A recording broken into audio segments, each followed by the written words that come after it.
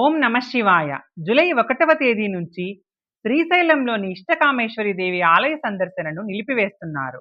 July 1వ తేదీ నుంచి సెప్టెంబర్ 31 వరకు ఇష్టకామేశ్వరి ఆలయ యాత్రను నిలిపివేస్తున్నట్లు అటవీ శాఖ అధికారులు తెలియజేశారు. అటవీ శాఖ వారు భద్రతా కారణాలు, వన్యప్రాణుల సంరక్షణ దృష్ట్యా ఈ నిర్ణయం తీసుకున్నట్లు తెలిపారు. ఇష్టకామేశ్వరి ఆలయం శ్రీశైల ప్రాంతంలో నల్లమల అడవులలో ఉంది. పులుల సంతానోత్పత్తి సమయం కావడంతో ఇష్టకామేశ్వరి ఆలయ సందర్శనకు విరామం ఇచ్చారు.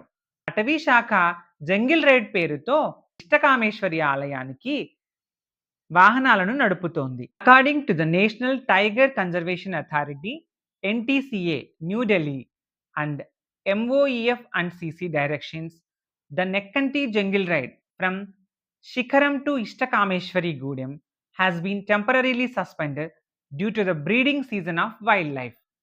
ఈ వీడియో మీకు నచ్చితే లైక్ చేసి షేర్ చేయండి. ఇలాంటి మరిన్ని వీడియోల కోసం ఈ ఛానల్ని సబ్స్క్రైబ్ చేయండి.